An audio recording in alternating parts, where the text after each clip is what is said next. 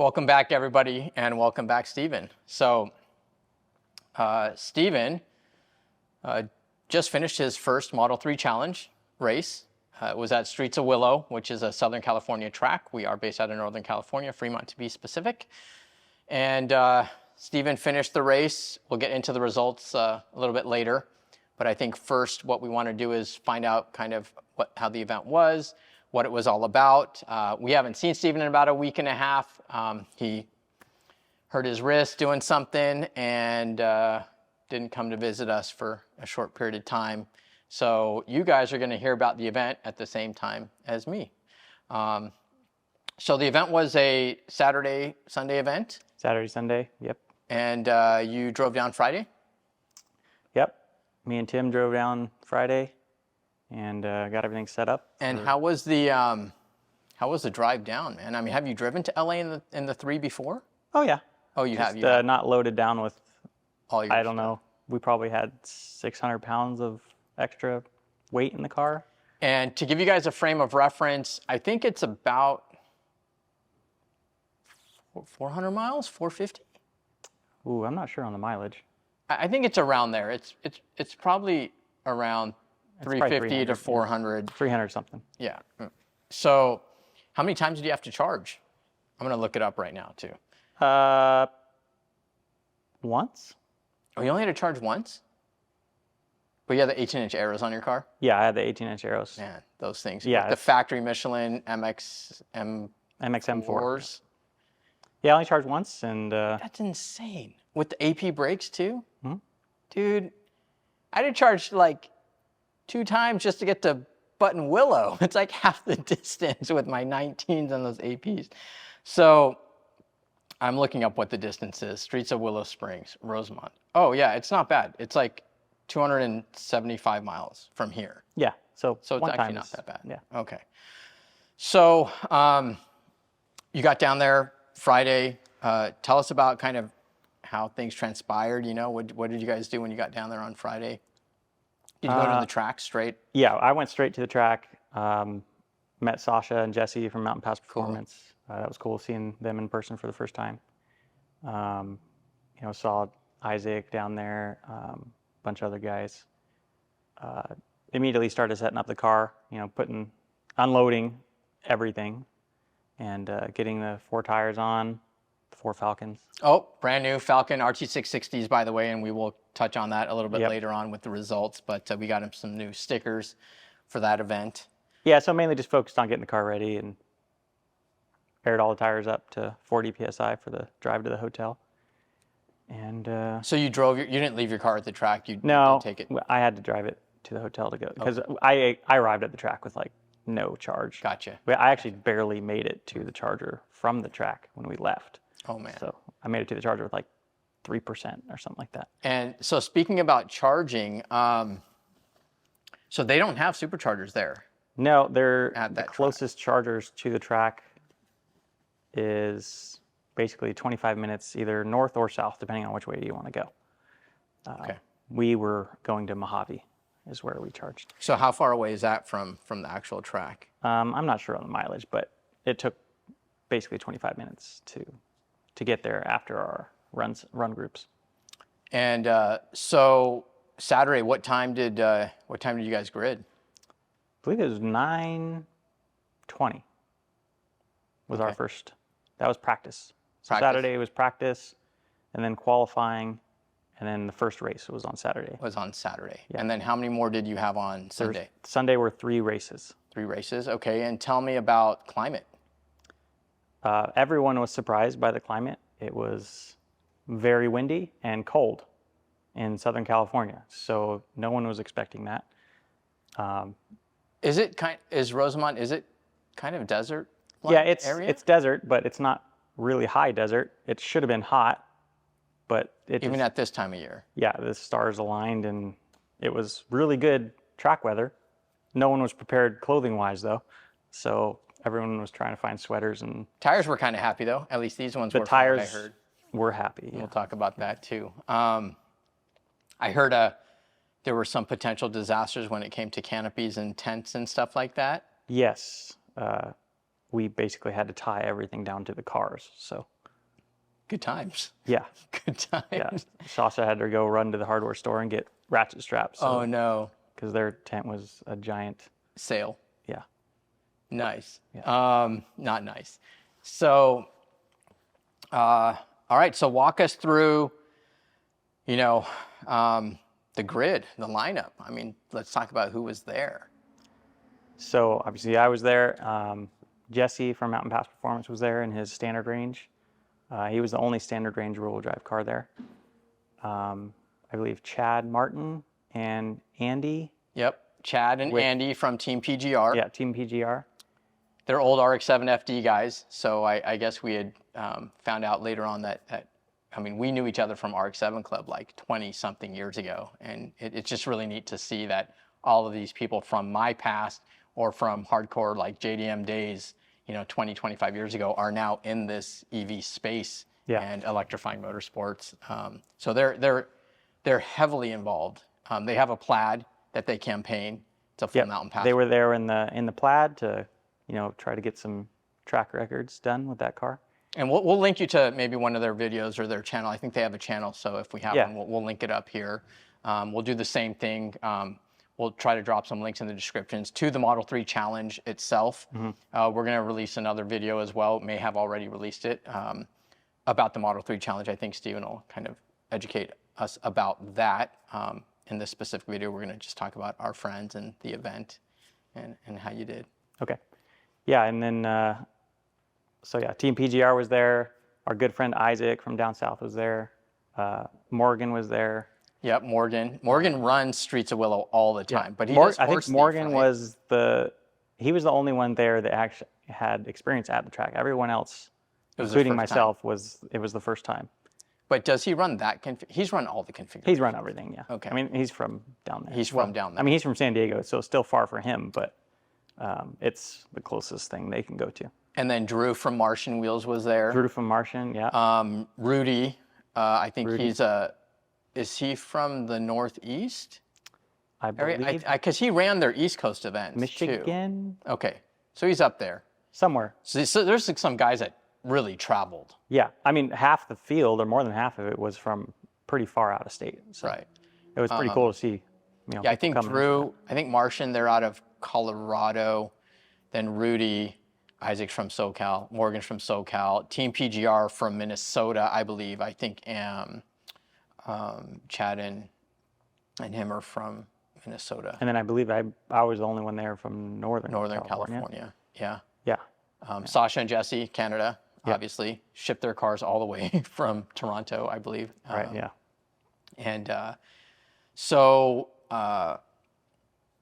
you had practice. How did, I mean, did you sim that track before? We did a little bit of simming on the track, but it's not very representative of the course. So it wasn't super reliable for practice. Okay. Good, you know, it shows you where the turns are and everything, but that's about on it. that you're winging it, yeah. basically. So and everyone was pretty much in the same boat. And that's cool. Yeah, that's pretty cool. Oh, so before we get into that, pretty much all of the cars there were performance Model 3s, except Jesse's? They were all dual motors, at least, except Jesse's. I don't know if some were non-performance or not. And we don't know what the mod sheet was. There are limitations in the Model 3 Challenge that we'll discuss in the Model 3 Challenge video itself. But, I mean, you basically have two options for suspension. You run the Mountain Pass Performance coilovers, or you run OEM. Right. I believe everybody was on the coilovers. Everyone was on coilovers. And everyone was pretty much on a 200 treadwear tire. Okay. Some were on the Goodyear Supercar 3s, which are like 220. Gotcha. The 3s. Yeah, the SC3. Yeah. Okay, let's talk about practice. I mean, how was it initially? What was your impression of the track? Did you like it compared to other tracks? Yeah, I mean, my initial impression of the track was I liked the track. It flowed well in that direction. I had previously practiced on it in the other direction, CW, and I didn't really enjoy the CW version.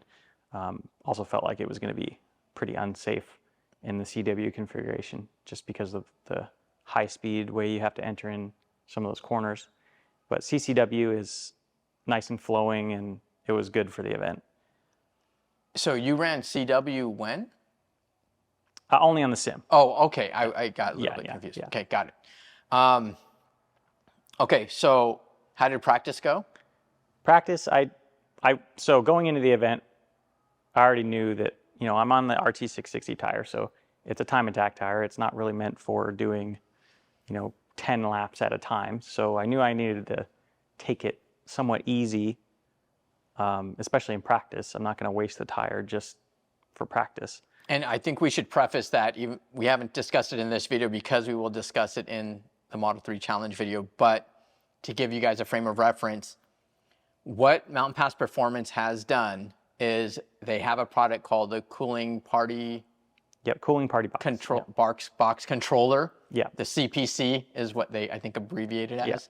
Yeah. And what Sasha's been able to do, and I'll let you discuss, what is it he's been able to do for you guys for this specific event so that you can run multiple consistent laps, which is what I think we've all really wanted. It's one of the reasons why I opted not to track my Model 3 was I did, you know, 2 events.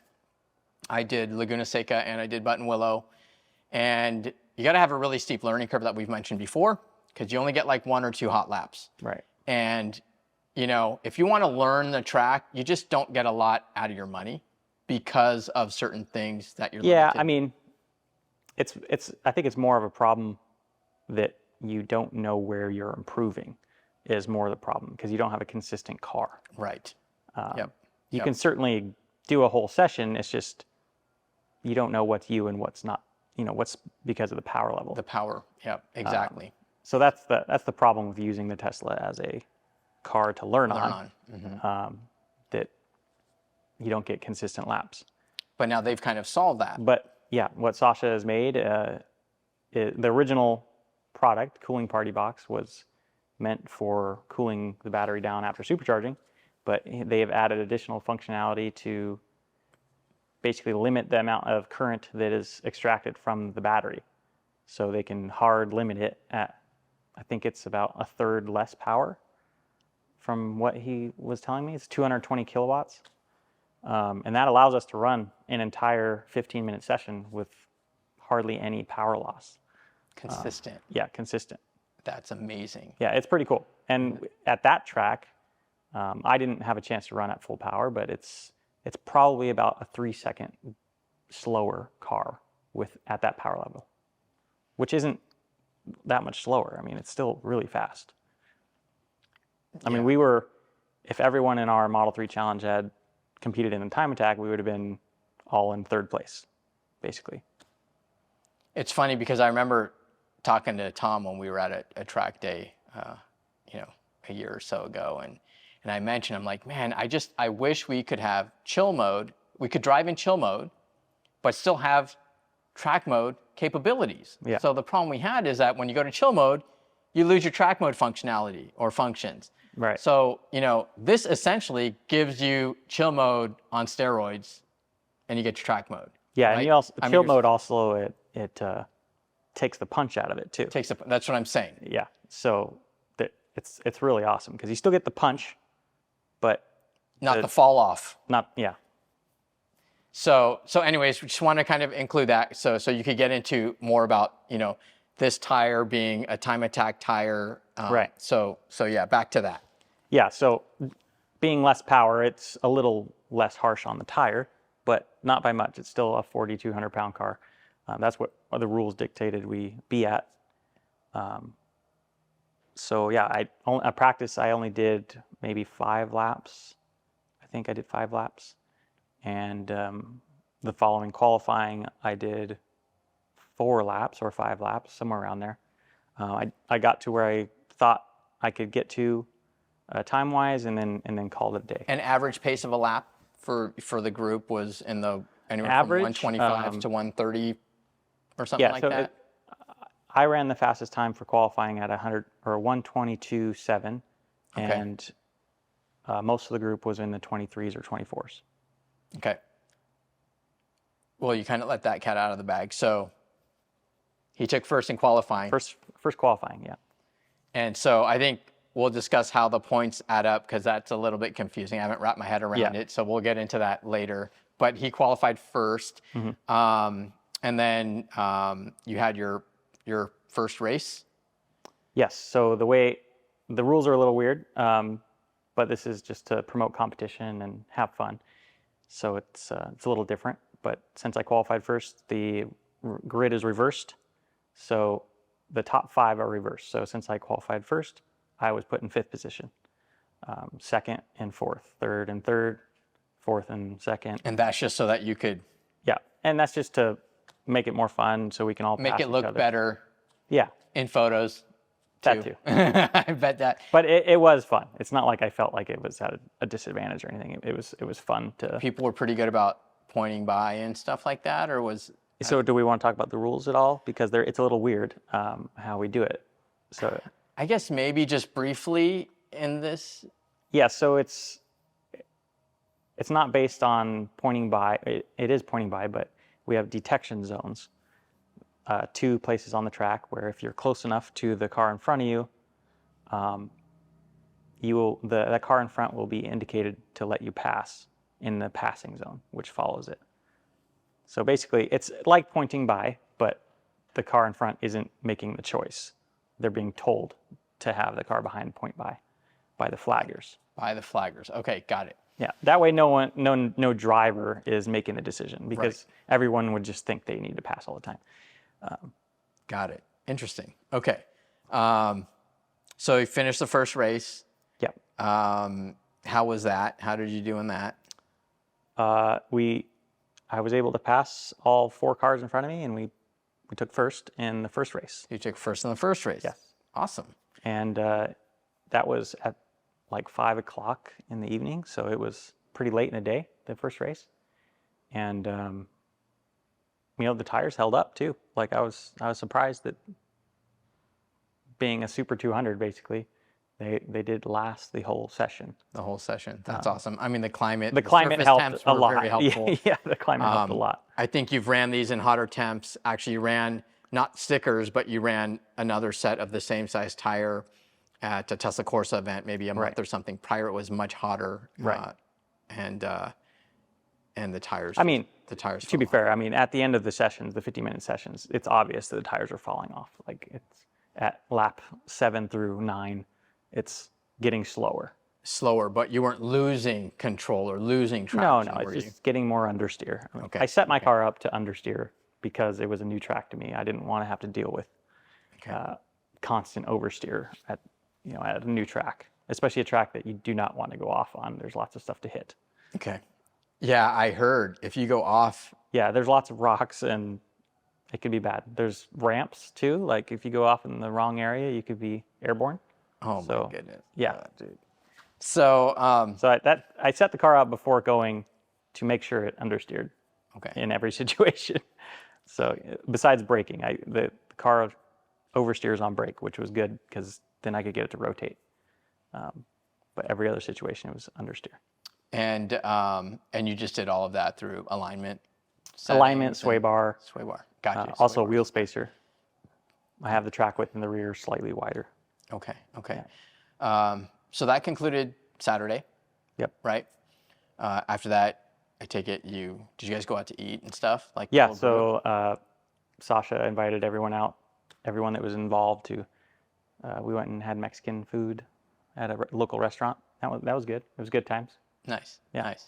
All right. So now Sunday, did you guys get good rest on Saturday night? Yeah, actually. And party all night? I got some pretty good rest. I felt a lot better than I did on Saturday. Okay. Thankfully. And because I finished first in the first race, that means grid's reversed again. So I start in 5th for the second race. Okay. And that was at 9 o'clock for the first race, and was able to pass 3 cars, so finished that one in second. Nice. Yeah. Nice. Who took first in that one? I believe it was. Well, shoot, I can't remember which one it was. All right. Well, we'll look up to see if there's standings, and we'll post it in the video or something. I'm pretty sure it was David in the blue car. Okay. Yeah. Okay. And then the third race, Third race, is that still before lunch, the third race, or? that was basically right at lunch. It was Okay. 12. It was 12 o'clock. Okay. Yeah. And that race, since I finished second, I started in fourth, so it gave me a little bit of a head start for that race, and I was able to pass everyone in that race and finish first. Yeah. Nice. Yeah. Nice.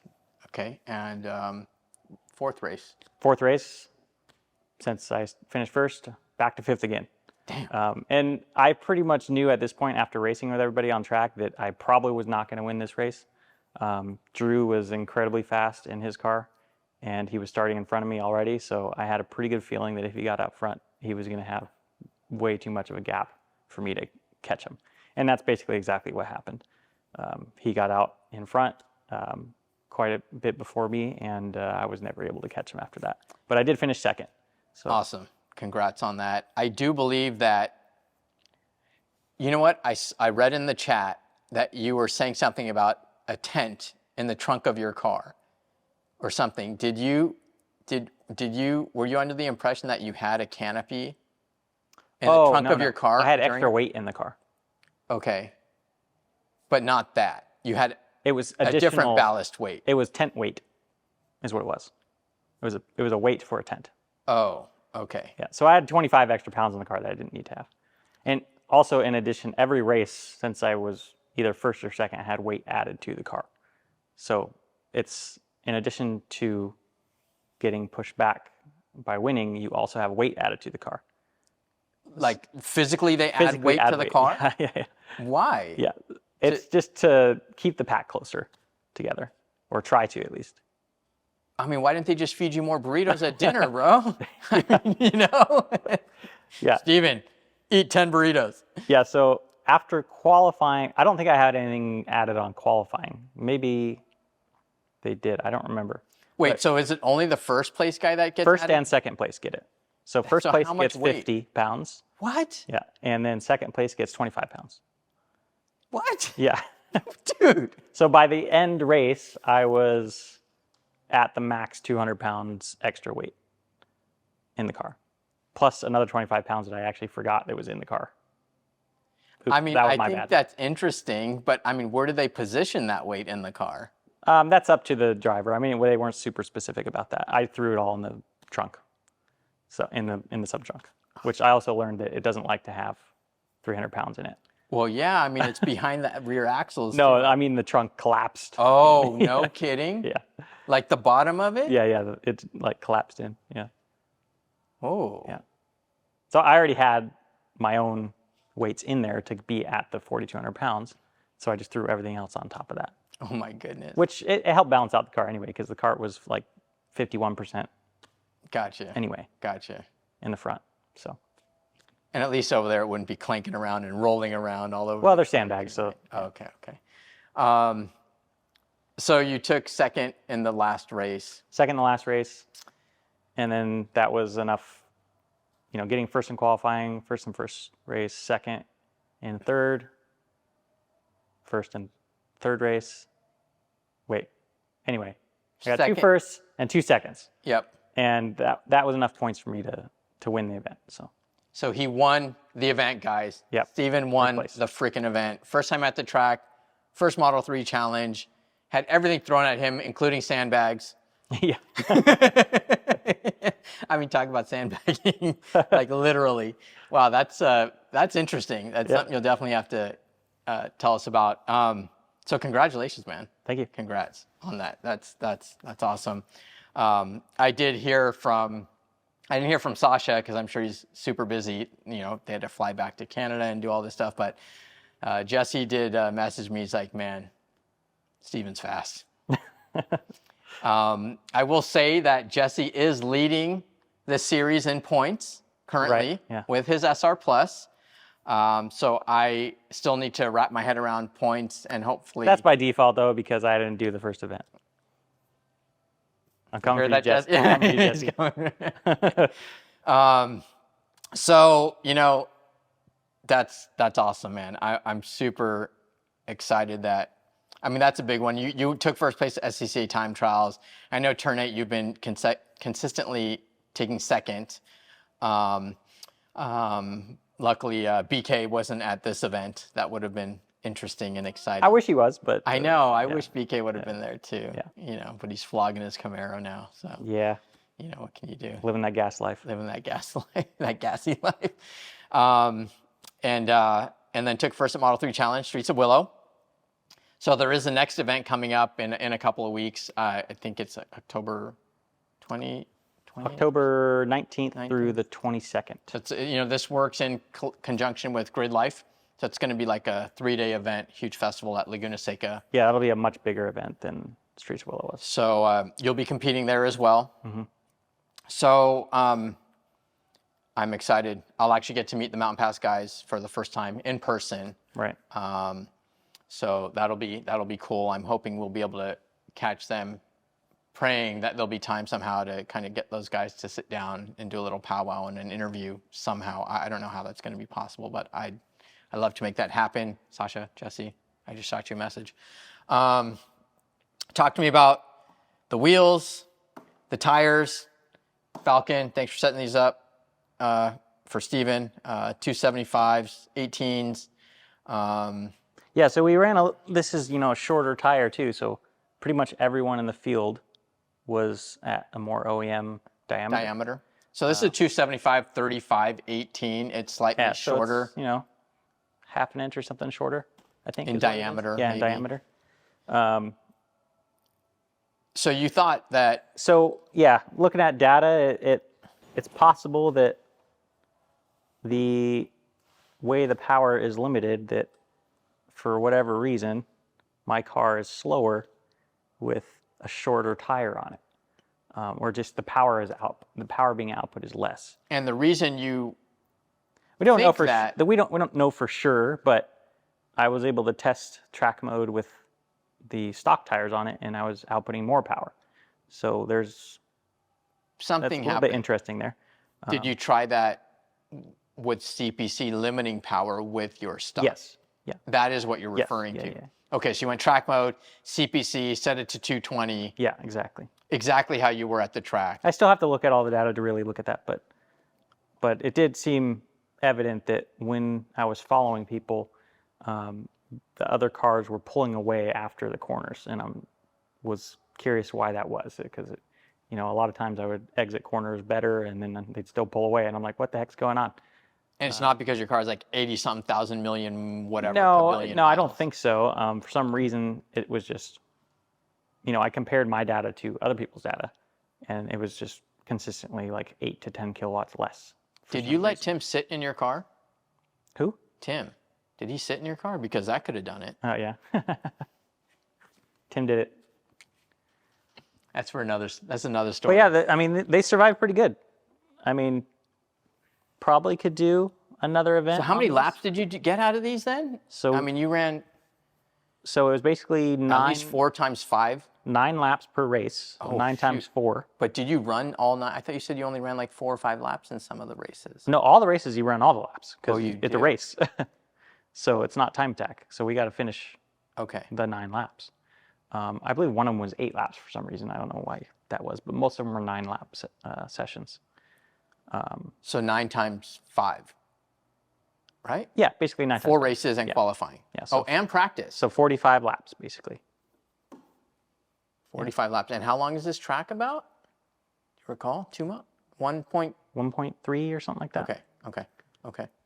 Wow, not bad. Yeah, it's obviously not like Button Willow, so yeah. If this was a Button Willow day, it would have been probably way worse. Wow, not bad at all. So yeah, and then awesome, man. Like every race, I was running pretty low pressure, cold.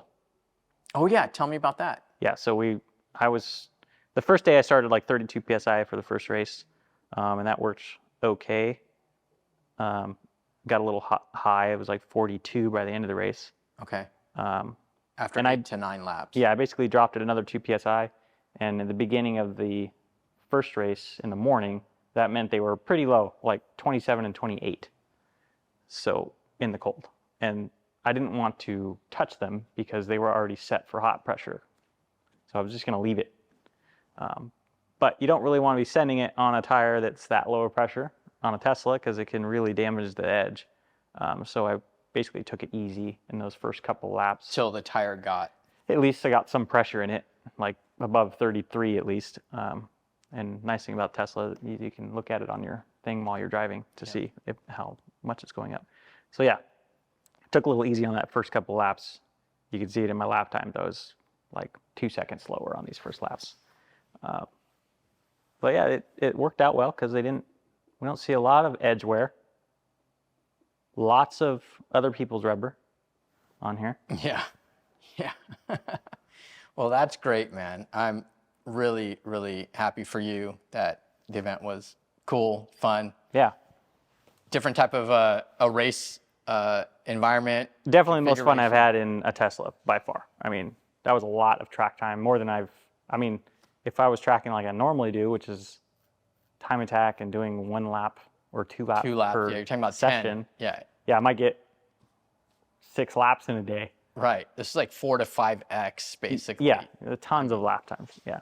So, there's a lot of guys that are basically, wondering like, oh, why would you cut power? Why would you this? That doesn't make any sense. But I don't think they're seeing the massive benefit to it. Yeah, they're not understanding. You are taking out the pure potential of the car for 1 lap, but if you are goal-oriented about improving your own driving, then it makes sense to just lower the power and make it so you can be consistent for 10 laps in a row and really see where you are improving at. Because every lap is consistent with power. At that point, it's just, heat in the tires that can prevent you from going slower and yourself. So it's great. That's awesome. Yeah. Yep. I know. I may get a CPC. Yeah. I mean, I really hope that, Sasha Mountain Pass, they try to market it more towards people. Make it available to your dealers, please. Yeah. Because, we'll get people to get that thing. Yeah. I think it could be a great product for people that just want to go track, not for competitive reasons, but just to. I think that the CPC is something that would be very dealer friendly. I understand the party box is a whole different story. Yeah, like it would be helpful if it was easier to install, probably with the less wire cutting. Like okay. Just plug and play would be great, and then anybody could just plug it in, have cut power, and get 10 laps consistently. That would be great. I think there's a lot of people that would really enjoy that. Oh, dude, I'm seriously considering actually going to campaign in a car now because just for fun, to learn and to just get back into it. And then when you beat everyone that's at full power when you're at low power, then I can just rub it in their face. There'll be a lot of rubbing, hopefully, at Laguna. So, I, again, just want to congratulate you. Want to thank Falken. I know Steven's grateful for the opportunity to race with Falken tires this year. You've still got another Turn 8 time attack event that you'll be running. Yep. With the Falken tires. And guys, we really appreciate it. Hopefully you enjoyed this video. We will share links to the Model 3 Challenge in the description. We're going to put a link to Steven's channel up here so you can see some in-car footage of him at the event. I know he just finished doing some edits of him on track, so hopefully you guys can... Yeah, I uploaded the whole first race. So. Yeah, can see, and some of his past races too. I don't know if we've actually ever shared your channel, but we're going to do that now. And good luck at Laguna. Guys, don't forget to like, subscribe, and share. We will, again, link you to his stuff. Our Patreon account, it's patreon.com/ZevCentric. It's $5 a month, only 1 membership fee. And we'll catch you guys on the next one. Thanks for watching.